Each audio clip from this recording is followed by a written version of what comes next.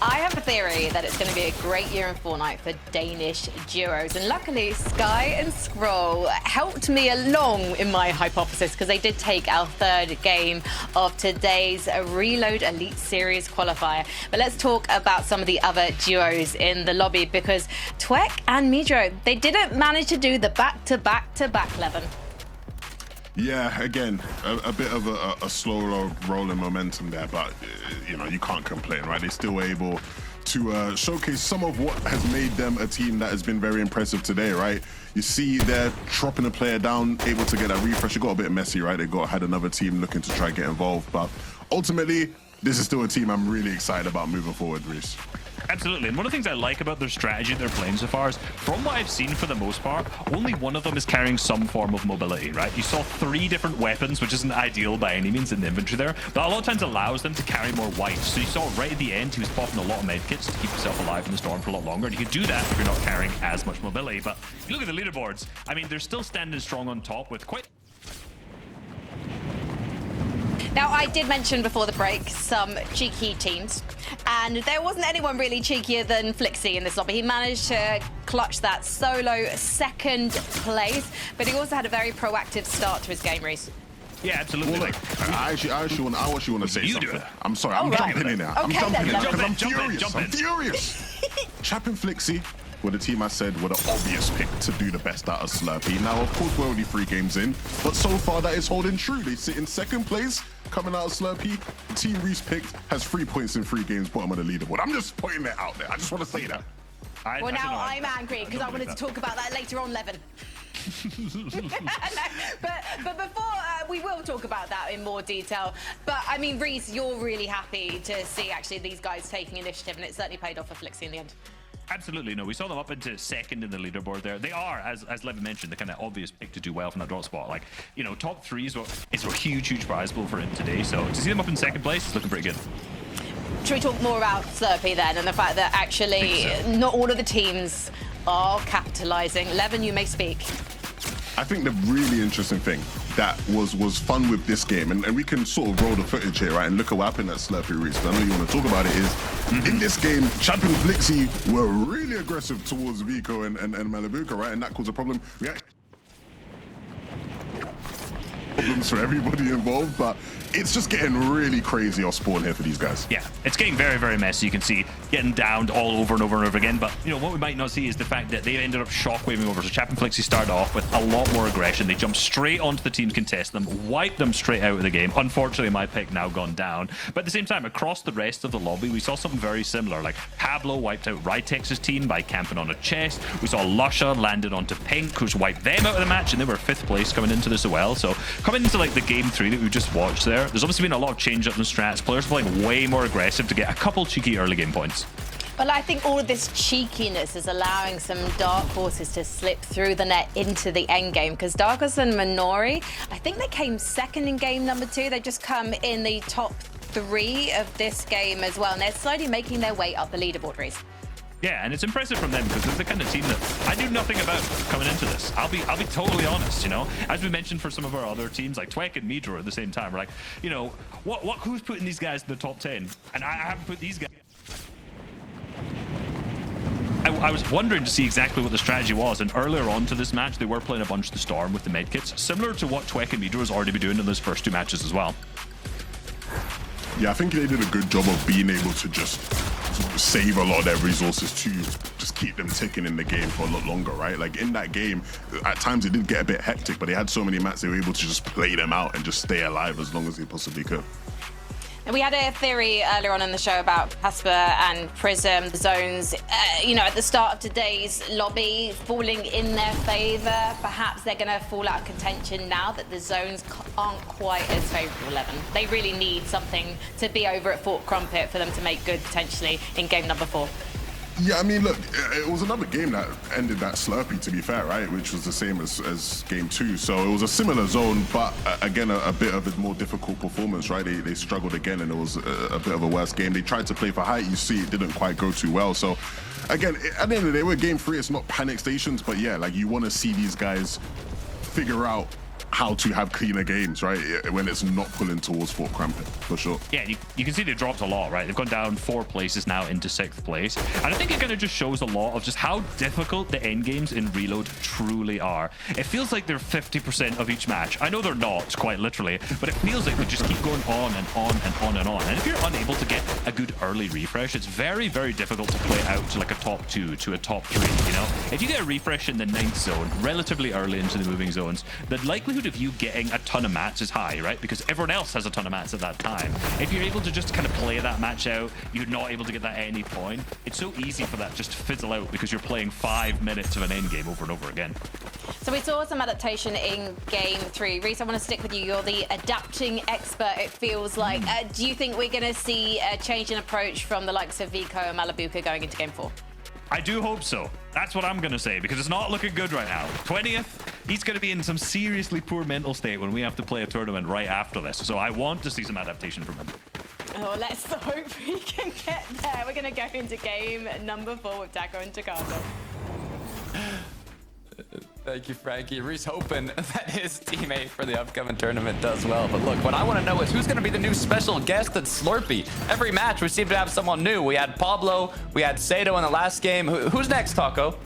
It just seems like anyone who's really willing to take the gamble, because there's almost nothing to lose if you're one of those teams that is playing from a more uncontested position, because again, Momzy, Sato, no one's fighting them at Dirty Dogs. They're just splitting that POI with Teeny and Shark. So it makes sense, but we'll have to see how it all unfolds at the halfway point here, Takada. Game 4 is ready to go.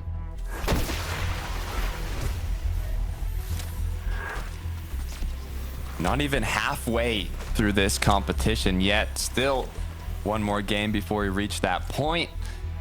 The Llama trifecta around Slurpee Swamp. Little care package for Sky and Scroll after that solid match, but it looks like Pablo is gonna be the special guest today at Slurpee up above. Let's see if he can have more of an impact than he did previously. Nice little loot grab there, though, for Sky early on. But, yeah, drawing the attention back towards Slurpee. Vico, Malabuka, they have just been the centerpiece of focus and on the receiving end from everyone else around them. But Vico doesn't even get a chance to get his shields up. He'll be knocked. That is such an unfortunate timing circumstance here.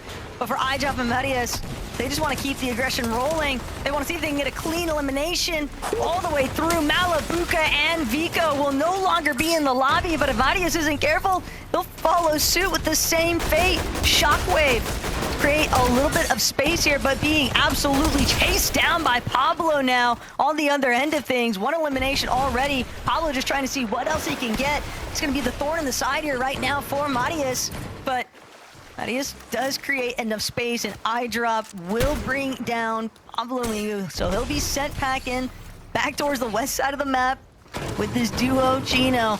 It's a nasty strategy, though, and the fact that Vico and Malabuka are just eliminated one more time here. I mean, Reese with the analyst cursed. Uh-oh, be careful, though. Our top team now put into a bit of danger here. Mydro, Twek. Good news is they're playing together. They're taking shots, but a risky play from Mydro is going to lead to him getting knocked. Momzy with just 9 HP, going to pop that med miss grenade, recuperating what he lost, and now in the 1v2, Twek's going to be forced to crash pad out. Connects coming through, 64 HP. Momzy, Sato are not going to let this one go. He just has to stay up long enough, though, for his teammate to reboot back in. Twek knows, though. He's just so incredibly low. Mizuro just trying to get whatever distance he can. But Twek, he might be able to come up big time. No way. If he can find anything, but it's just not going to be enough. Momzy and Sato a little bit too healthy. Also, can't help but notice Pink, that is, in the background. But it just seems like from the frying pan straight into the fire right now, Takada, because Teeny and Shark, yeah, they definitely took note of the fact that Twek and Mithro are just constantly rebooting up above, and Shark is ready to see if he can claim his first elimination in this lobby, going straight up, wasting absolutely no time. Twek, he won't get the chance. He doesn't have a shotgun to try and fight this one back. That's going to be an easy knock and elimination cleanup for Shark. Mithro is just trying to stay hidden. He is just preventing Teeny from scouting him out. The issue is now they're kind of just gonna fall into this respawn frenzy where Shark and Teeny are just gonna try and farm this elimination as much as possible, as Myjo's just gonna sit there as Twek gets elimed again and again and again. But maybe he might have actually escaped this time around. No, Momsy got him. There's just nowhere to escape to. They are stuck between a rock and a hard place because so many of the surrounding teams in the area are just in too set of a position, and everybody wants these 3 elimination points. It is just a beacon to the lobby on the east side of the map for free elims. Josh and Wavy might even start getting their little piece of the pie here, but we're gonna shift things over where things are a little bit more calm right now with Tixovsky and Seren. They're just trying to do what they can to muster up a little bit of placement points, secure some eliminations. 3 elims already. That's a big boost with the 9 points, and I'm expecting the action to really pick up with every single lobby. It's gotta. Casper picking up picks. They've had fights time and time again up by their drop spot there, and luckily enough they've been able to perform quite well recently, but now the zone isn't too far either from them. Tixovsky, Seren actually gonna pick up a nice little bit of loot here, and you can see this is the slurp map, so if you get tagged a lot you can almost always recuperate those shields. Darm Damish, another one of our teams that's just been hovering that top 3 area of the leaderboard. I believe they were just forced out after the results of that last lobby, but any of these teams that are kind of trying to cement themselves inside of that top 10, top 5 position, Takada, they are all fully aware of the fact that just one good game could really be the differentiation between, you know, top 3 versus falling just outside of it. And Damish, Darm, thinking better, not wanting to get aggressive when it's unnecessary. Yeah, I mean, speaking about comebacks, not Chap and Flixie, they've been holding on to top 3 quite well, but Sky and Scroll are outside of the top 10, and in the last match, now they're just 6 points away from being at that top 3 qualifying range to the championship LAN, but Teeny and Shark now playing it out. Not only that, but the way that they're rotating here, it seems like they have an inkling of an idea of where Twek or Midra might be at. Shark just clearing out everything. But Twek, Midra, they're gonna have to play just so incredibly separated from each other. It is looking grim. Not gonna lie, Takada, can't hold back on any punches here. This is not what you want to see. But wait, this is Twek bad. Has no idea. Josh and Wavy are just nestled inside of this building. They've been hovering for so long. Twek never had a chance. Just immediately demolished off that Ranger pump shot. Josh, Wavy, they'll take full advantage of what they can get. 6 elimination points. And Midro just trapped. He is an absolute rat in a cage right now, and it is so sad to see when you think about their leaderboard positioning, because all they want is to make it into the placement points, Takada. Yeah, I mean, Twek getting served up an Allier special firsthand, as now his teammates getting pushed by Momsy Sado. As Myjo's doing what he can. Good news is that there is another duo close by. Bad news, they completely left, so now Myjo's just stuck in the 2v1. Gets knocked down, eliminated, as Momsy Sado were able to quickly clean that one up. If they manage to come back from this position, it would be a phenomenal performance, but Momsy, Sado, Josh Wavy, everyone just making full use and clearly showcasing what kind of punishments wait for teams that get eliminated. Just wrong place, wrong time. Makes it all too easy for players to just continue focusing on where you're at. But now Momsy Sado, they've had their fill. They're ready to get moving into the zone. In a zone though, Pablo Chino looking very comfortable. Good pull on their end. So now they don't have too much to worry about. Darm Damish though, close by. You can see this hill is not in a kind kind of area, you don't want to get eliminated. It would be basically impossible to reboot back in from here. Handful of teams also just looking to try and stay ahead. Snosky and Vexy just pulled up, and Kroll and Sky, though, was asking for them to find their rhythm, and a Victor Royale is definitely one way to deliver.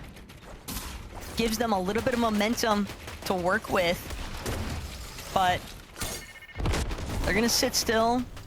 They know that there's a decent amount of traffic coming their way, especially with Chap and Flixie kind of breathing down their necks behind them. Don't want to overextend too soon.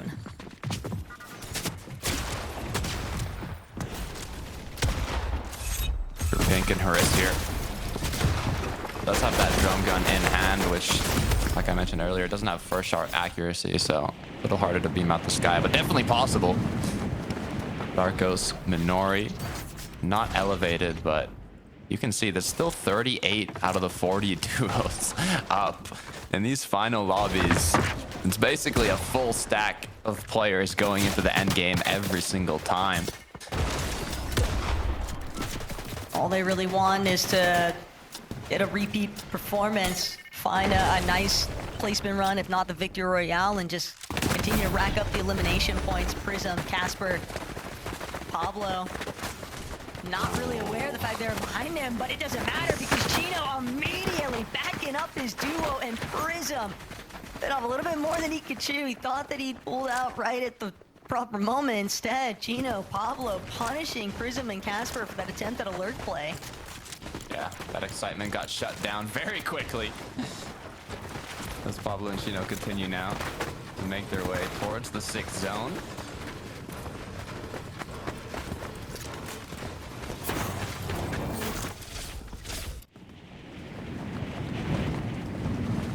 You know, it doesn't matter how, you know, chill the environment might actually look.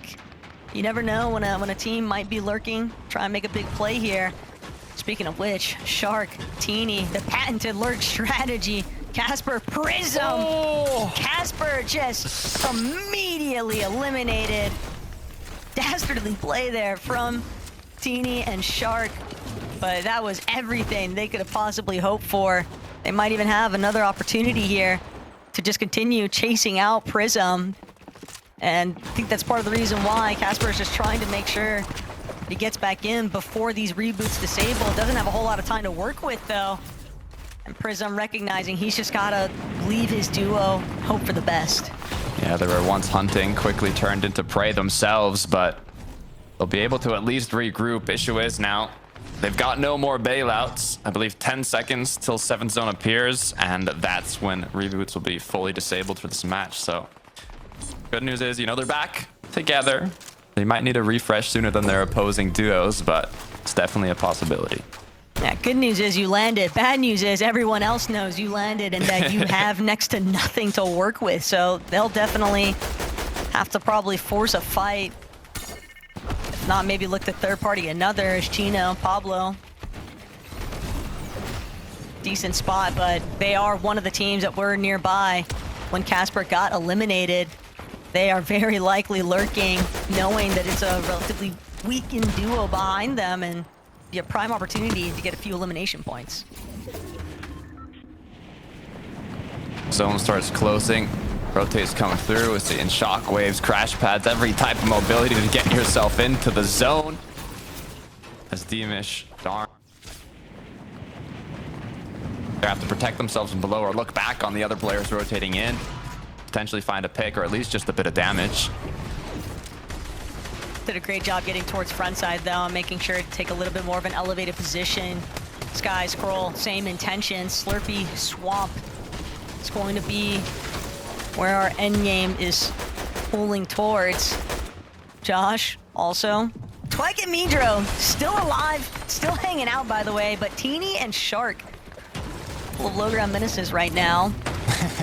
Just taking whatever they can get, making sure that they claim plenty of space underneath, breaking any sort of pre-existing builds around them. But Teeny and Shark, they are just so threatening because you never know when they're going to just lurk right place, right time. But look at Midra, they have managed to just hold on long enough despite that awful start. They are still looking to make a run for it. Nice zone pull as well from them here, as they can just follow through the builds and honestly not worry about much at all. As now iDrop making his way ahead of zone, trying to build up to see if he can claim anything. But Teeny Shark, we know how hungry they are for height. No shockwaves in the inventory yet. Launchpad has been used, but it looks like they're going to drop right below it. Are they going to go for the chop? They're choosing to just play from that secondary high position for the time being. They recognize there's going to be so many players in a position to shockwave or crash pad overhead. And Sado, Momsy, while they might be ultimate high ground for right now, that might not stick around for much longer. So Flowberry Fizz out of Sky and Scroll looking up, consistently keeping track of who's above and what's down below. A little bit more separated from the rest of the lobby, but it's only a matter of time, Takada. The tighter these zones get, the more difficult it's going to be to try and avoid somebody else. Yeah, you want to kind of rotate when you're up height here. You want to play the edge of the zone. You don't want to be directly above these players, especially if they have shockwaves in their inventory and you're not extra high up. Marius taking some shots as now the elevation comes through, as all these players down below do what they can to get ahead, and Sado trying to hold on. Twek, Midro doing a great job. You're going to need to use some of that Flowberry Fizz, though, to get Midra shields fully replenished. 3 medkits, though, for Twek, so still maybe some intentions to try and take a gamble on some of that late-game heal-off. But Momsy, Sado, how much material do they really have to work with up above the rest of this lobby? Teeny and Shark, it's running a little bit low. Kind of sparse on the builds, but if they can stay outside of everybody else's peripheral vision, they might be able to make something work. They do get chopped, though. Free connect there from Momsy, so good awareness, but Midra and Twek just continue to be surrounded by bodies, Takada. It just doesn't look like they have any direction that they can head and sort of find a comfortable nested position to look for a backside tarp refresh or something. Good news for Sky and Scroll, though, is, I mean, they've got a decent amount of resources, 2 shocks, even Venmus grenades. They don't want to take any risks. They don't want to drop down on other teams' layers. They want to just make sure they use what they have. Midro, Twek applying that pressure below. Sado, Momsy still holding on to the height as Chap and Flixie get on ahead, but I might have spoken too soon. Sky Scroll, they make the play for it, and now do they take control if the shots connect? The last shockwave comes through, hits an initial shot onto Sado, but no knocks have come from it yet. But it's just so chaotic right now. Sado and Momsy, they're going to be forced to give this one up. Sado even going to get knocked by Sky. Only a matter of time before that Siphon pulls through. And now that's going to leave the Danes well above the rest of this lobby. Marius and iDrop maybe want to take a stab, see if they can challenge for height. That's going to be Twek shockwaving towards front side now. Elimination already. So much pressure being applied for some of these other duos behind, and it's Chap on the other side of his wall. Twek just hoping that he can get any sort of timing here, but it's too little too late. Teeny and Shark just continue to chase down Twek and Midra, and that's going to be a nice elimination, a nice clear out of some lobby leaders. Plowing through their opponents as Chaps now continuing to clutch it up as a solo. Teeny Shark, though, they're a little too dug up in the swamp. They're going to have to elevate themselves a bit here with the zone pulling back. Marius iDrop making sure to stay ahead, to stay together. They are incredibly healthy, a full duo here. They just have to watch out with that pressure from above as Shark and Teeny find some players on the opposing box. Actually going to take them down. Chap falls shortly after, and Shark left alone. But Shark has 5 eliminations. This is where he thrives. You want to make your name known as a solo clutch player. This is the opportunity to do so. And well up above those Scroll, Sky, they seem like they are in a very solid position to try and get a repeat performance, looking for their 2nd victory royale on the day. Josh recognizes there's Pablo and Chino directly underneath, trying to chop his build. The problem is they don't have any of their own. Shark still moving forward, but he can't get the shot to connect. Pablo needed those Siphon materials just in the nick of time. And now, low ground looking all the more problematic for Sky and Scroll to deal with, because Ping A little bit of disaster here for Skrull, but instead Skrull does manage to turn it around. Nice elimination, and this is the real time to be tested here. Chino, Pablo, overhead. Can he do it? No! It's gonna be Sky who brings down Chino. Just one more shot. The Siphon is everything here. And Sky, he sees Pablo directly in his sights. All he has to do is break his way into the zone. One more shot could be the difference. But Sky, he can't hang on. And Pablo with the victory royale steal at the last seconds. He misses the initial pump, hits a 30. It's not the damage he was looking for. Unable to get the back-to-back. And in the end, Pablo will be securing that elimination. I thought for a moment there we were going to have double back-to-back VRs, but no. Sky and Skrull, they let the pressure get to them. And Pablo and Chino close that run out. So Reese, Levin, Frankie, what do you got to say? This is what we thought was going to happen, right? We thought we were going to see showdowns between the likes of these two duos, and in Game 4, it delivered, Reese. Absolutely did. I was expecting to drop some analysis there, being like, the team who won always was dropping a shockwave. Like previous game, it was Sky and Skrull, the shockwave out the team above, they won. This time, technically that's correct, because, you know, Chino and Pablo did that to knock out Sky and Skrull above them, but the miss by Sky and Skrull kind of solidified it for them. I mean, look, Danish Fortnite never disappoints. They always put on a show for us. Clenching moments at the end there, right, where you're just on the edge of your seat, and unfortunate, you ain't got your shotgun reloaded, you hit a minimum. You know, these things do happen. They do happen, but again, congratulations to Chino and Pablo. They played really well today, and that win will definitely do them wonders to qualifying for the LAN final.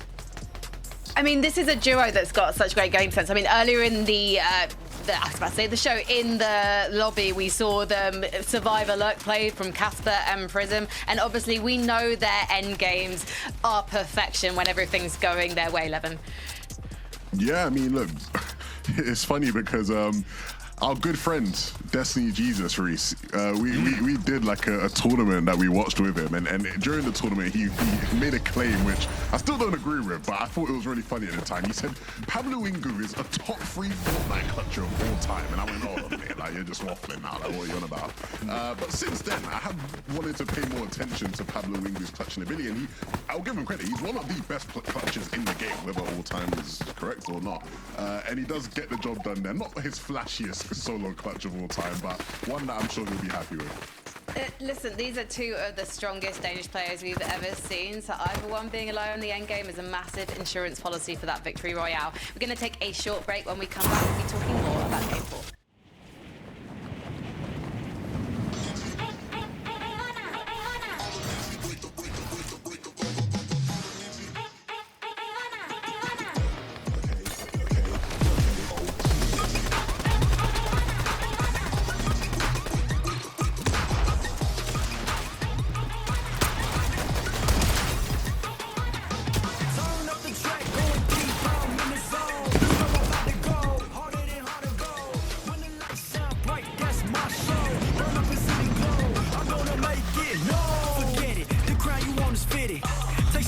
If you miss, you gon' regret it. Before you crawl, know I'm running it all. I'm built up like a pharaoh, now they praying that I fall.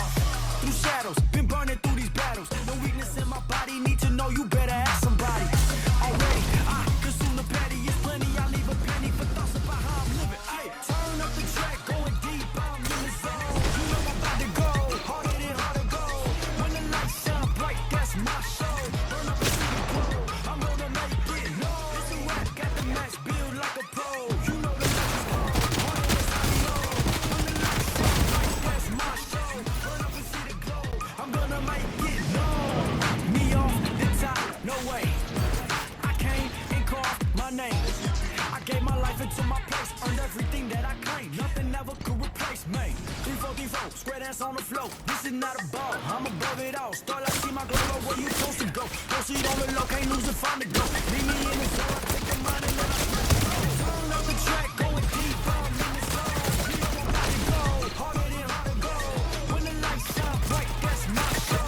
Burn up and see the glow, I'm gonna make it. No, I get it, they love my whole aesthetic. Big ops don't listen, told you this ain't hypothetical. Answer the call, prove this once and for all. Can't reach me with an arrow, summer nights I never fall. No cattle, the gold don't wear a saddle.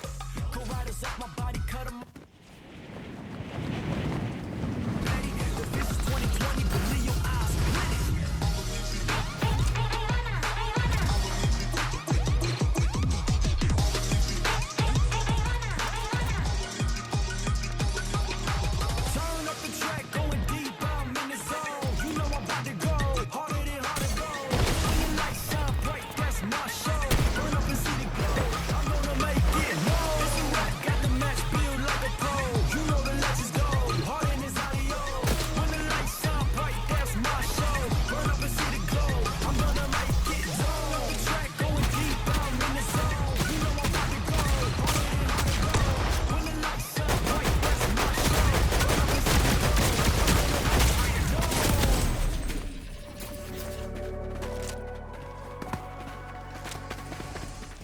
We are halfway through our first qualifier final for Fortnite Reload Elite Series. It's weird not saying FNCS, now I'm saying FRES, but it's been a banger so far. And if you missed the end of Game 4, you missed a showdown between our Danish top fighting duos, Tableau, Wingu and Chino versus Sky and Scroll. And Sky and Scroll, it was a little bit unfortunate. There was a bit of a shotgun reload issue that led to Pablo and Chino taking it over them. But Sky and Scroll, another impressive performance, Evan. Yeah, look, I was actually readying my analysis to go into to the end of the game there and talk about how Sky quickly being able to rush and get the finish on the body meant that he obviously had the siphon and then the siphon materials to actually just give him the edge to beat Pablo in the 1v1. But yeah, it's Fortnite. These things happen, you know. It doesn't always... You know, they'll be kicking themselves over that game because ultimately, when you watch the game back, you know, when they analyze the game back, they'll be going, yeah, this should have been a win. But still a very good game and a game that keeps them where they want to be, Reese. Yeah, absolutely. And you can see Pablo, he kind of runs over the body, or sorry, Sky runs over the body, goes over the left, but he just doesn't manage to get it. And there's nothing worse, genuinely nothing worse than you're a player, you pull out your belt and nothing happens and then you just get wiped out. I know the heart feeling that he has right now. We've got to give props to Sharkantini as well. They're now in third position. Remember, the top 3 placing duos qualify for the championships in August. So everyone has got their eyes on those 3 spots. And Sharkantini, they're putting up big numbers, Reese, even though they haven't got a victory royale. Yeah, it's kind of unsurprising, right? They're basically one of the teams that we've seen repeatedly get some early and mid-game action as well, right? They keyed Casper in that game. I think they got a refresh before the moving zones. They were farming Midro earlier on into that. So, like, they have been really active in this, and it's kind of showing on usually how many mats they have coming into endgame. Yeah, I mean, you can see in this highlight package, right, the start of it, it's just 2 examples of them going for double pickaxe plays into boxes, right? This is what this team is all about. They want to sneak in and get advantages on players who aren't paying attention. A lot of the times it's working out for them, and if it continues to work out, they might secure one of them top 3 spots even without a win at the end of the day. Now, can we talk about our leaderboard front runners? Because Midro and Tweg in that early game were being repeatedly farmed like a cozy sim game, Levin. Yeah, look, not the cleanest game, Reese. We'll see that, right? Like, I'm sure they'll be watching back that one going, yeah, just it wasn't our time. Look, they did get lucky to start off the game, right? You know, a mythic goldfish, it's always nice to see. Shout out to Peterbot, right? We know the types of plays that can be made, but ultimately this game was just them getting farmed over and over again. It was just so messy for them, Reese. Yeah, it's super unfortunate when you run into a building to get some loot and there's 2 guys sitting on a cone just wiping you out. You know, before that, it's already not starting well. He's got 2 cabbages and 2 sweet corns sitting in a bush. Like, this is, let's put it this way, if you've never played one of these matches, that's not the position you want to be in. Credit to them, though. After getting wiped 6 times over and over, farmed over and over, they made it to an end game with actual good loot as well, which, like, huge props. They clearly very much so understand the high-level meta. Couple elims in there, too, I think. Yeah, knock onto Flexi as well. But only able to end up in 15th. And obviously, them going down and not having the biggest game, getting farmed up this guy, is actually one of the reasons why Sky and Scroll have been able to actually catch up and now are tied on points in 1st and 2nd. Look, even though that was a bad game for them, the manner in which they handled it is still telling me that this is going to be a team that doesn't just, like, fall away, right? Like, I don't think this is the continuation, hopefully at least, of a downward trajectory. I hope they can actually just stay in this competition and keep things fun. But let's bring the leaderboard back up again, because we've been talking about the duos who are at the top right now, but I think we need to talk about page 2. Oh, this year, 2026, nice. We've got a scroll right down upgrades, yeah. to the bottom. It's a downgrade, though, we should have to say, for Vico and Malabuka. This is the duo we talked about at the top of the show. Obviously, we're going to talk about them. It's Vico and Malabuka, and yet off spawn, they're finding themselves faced with disaster pretty much every game, Reese. Yeah, it's a shame. You know, we've seen it already, but it's also not really working out that much better for iDrop as well, right? iDrop and Marius, who are, you know, the ones actually fighting them right now, are also in 11th. So we kind of thought one team might do well to get up into the top, and we've seen, you know, Chap and Flixie coming out of Slurpee doing that. And, you know, Marius has had a couple nice end games in there, but at the same time, not being in the top 10 of a team this caliber is kind of unfortunate. But the silver lining for them is their games are getting better, right? They had a 20th, an 18th, a 6th, and then a 7th. So, you know, they're actually picking up some pace. They're figuring things out, whereas, you know, Malabuka, Vico, who are contesting them, you know, not so much, let's say. Yeah, guys, come on, lads. We got to get back on the pace. We need at least 1 point per game. We can't fall back behind that, right? At least we need that silver lining at the very least. Look, I'd like to hope that these guys can turn things around in the second half of the competition, right? A bad first 4 games doesn't define you as players. These are 2 legends of the game. Let's see if they can get back into it. Exactly. Don't panic just yet, Reese. Vico, he's just warming up. Let's head to game number 5. Tough point, but happens to the best of us. That is a very clear indicator of just what kind of level of competition everybody is looking to essentially play up to. The standards are just that much higher in the Reload Elite Series Finals, Takada, and with Game 5 on the horizon, I really want to see what happens with Sky and Scroll because they look like they are certainly warmed up. Oh yeah, no, the last 2 performances in these previous matches have been incredible from Sky and Scroll, and we still have half of the competition to go. 4 more total matches to play out here, so I mean, even they were talking about them, Vico Malabuka, I'd say they got a shot if they can get a win here, so let's head right over to Game 5. Look, you know what to expect if you are starting things off with a triple contest even before Lobby 1 kicked off, but Vico and Malabuka, it just seems like they've had the whole lobby against them. Someone else always intervening with the starting points. This will be the first time in a long time that we've seen Vico and Malabuka at least have the opportunity to just play out their initial drop. Medius and iDrop, they're not going to take the aggressive steps just yet. But for Vico and Malabuka, they have got to go nuclear in this lobby if they want any sort of contention to try and bring this one back. Look, I got faith. We saw the back-to-back wins from Twek and Midro. I think that put them at like literally 150 points almost. So it definitely is possible, but it's a lot of hope as Pink and Haris with 2 eliminations off the bat looking incredibly good. Yeah, Boom Base has been their home base. Beamish, Darm, not too far away either. But Teeny and Shark, they have really made the most of this split by Dirty Docks. Sato, Momsy, we've definitely seen them in a handful of these end games. They're trying to take their own, run of things. But Vico Malabuka, 2 eliminations now with Malabuka. Hoping that we get a chance to maybe try and run those ones back, but for Vico and Malabuka, they clearly have managed to 180 things to some extent on their side of things. And I think for right now, all they're really hoping to do is just continue extending things at Slurpy Swamp. That's quite tragic for iDrop and Marius, though, from 6th and 7th place. Now, a rough Game 5.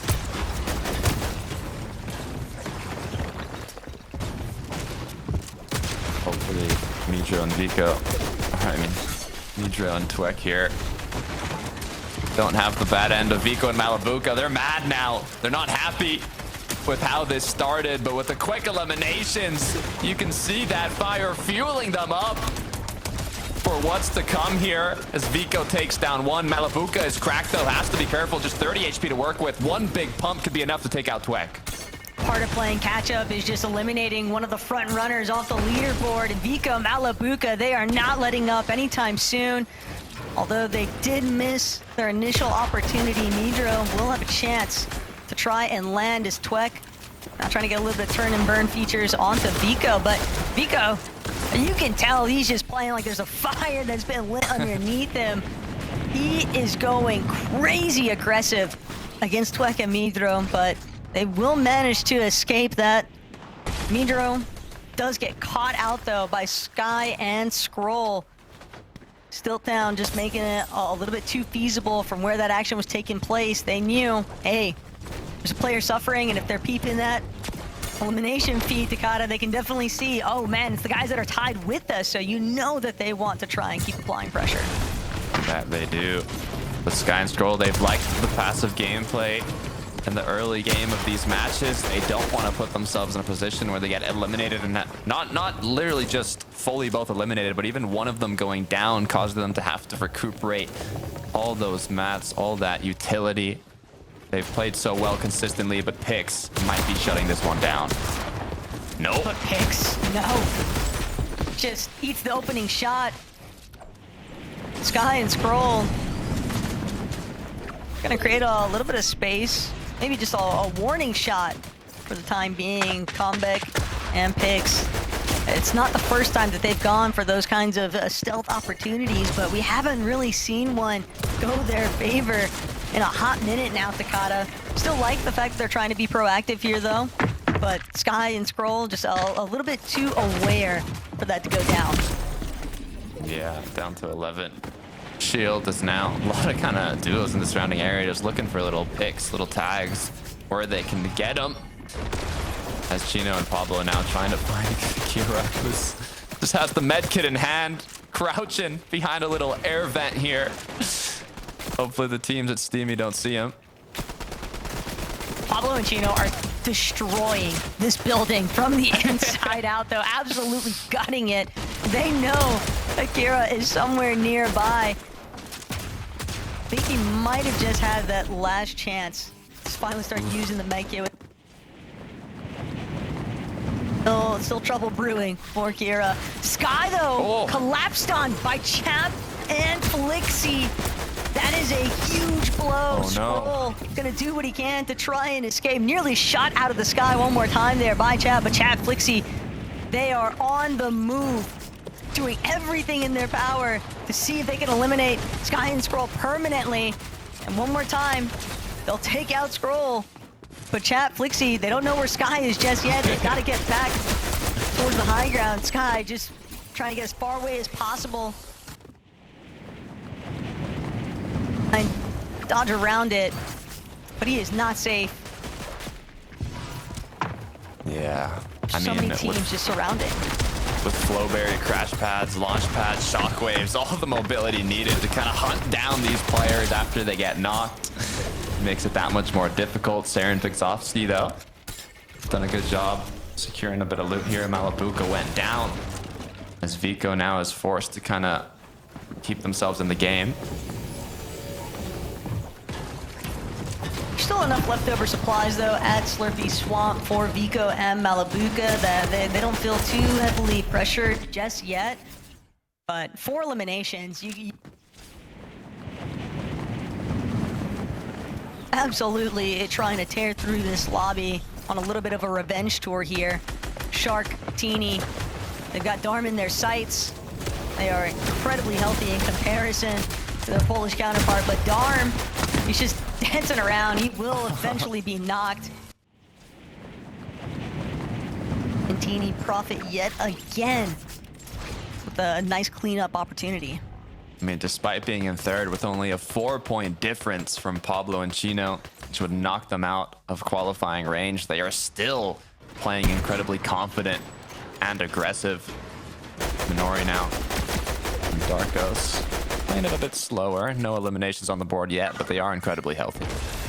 Proof of just how vicious that reboot cycle can become, though, the moment that some of our leading teams, and it seems like they're trying to take matters into their own hands too. Shark and Teeny have been very deliberate with who they've been applying pressure towards, given that they haven't